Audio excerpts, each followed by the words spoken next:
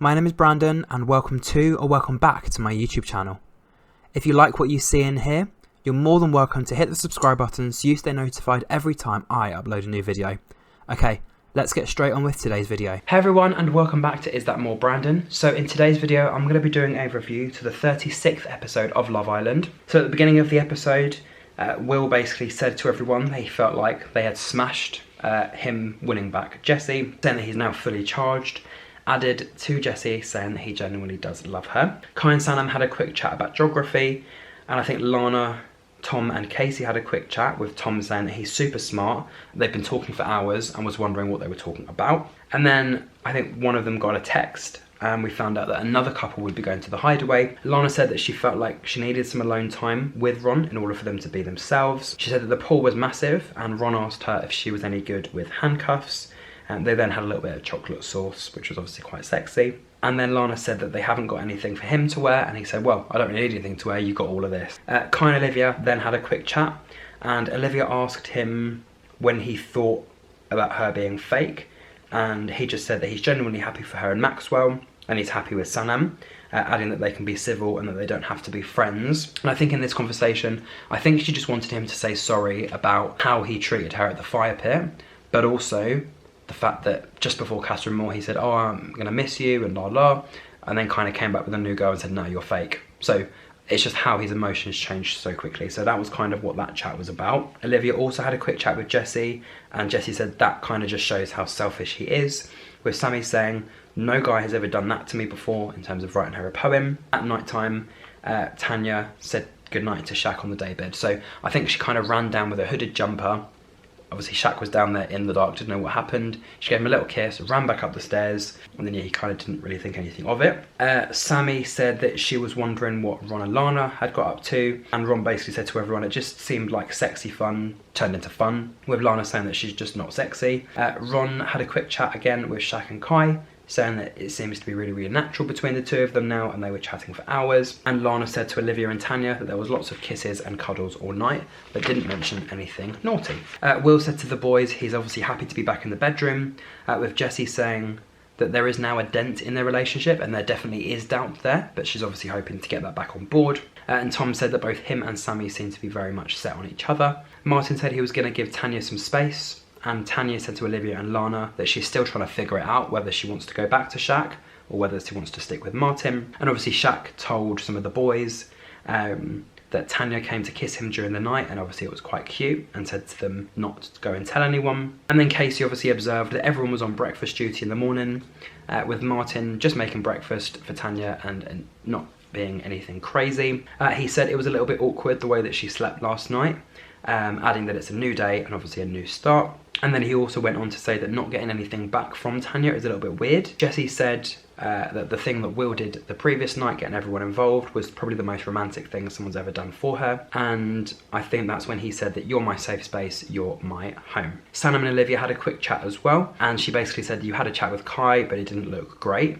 And she said that she really opened up to Kai, and it's almost like he just threw it all back in her face. And he basically said to both of the girls that he'll see how things go with them on the outside, adding that he said the exact same thing to Sanam as well. With Tanya and Jessie, Tanya told her about the little bed secret where she went down to give Shaq a little kiss and a cuddle.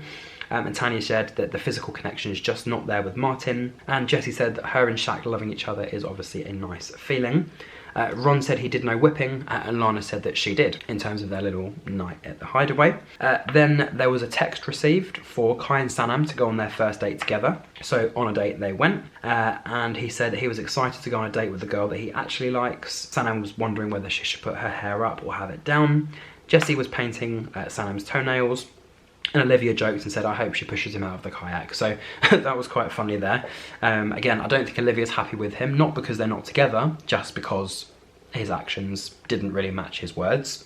Martin and Tanya had a quick chat, and he obviously said to her, what are you thinking about? She just said, I'm just thinking.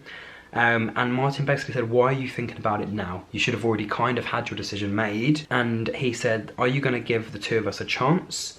Because it wasn't like this at Catherine Moore. Tanya said that maybe it's not that she's holding back, it's just that what the two of them did have might now not be there.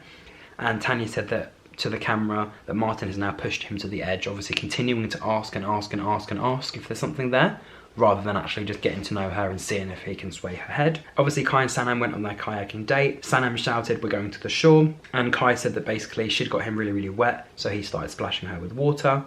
And he basically said that even during Casa Amor, he didn't speak to anybody else apart from her. He said he's in a good headspace when he's with Sanam, and yeah, that she brings out a different side to him.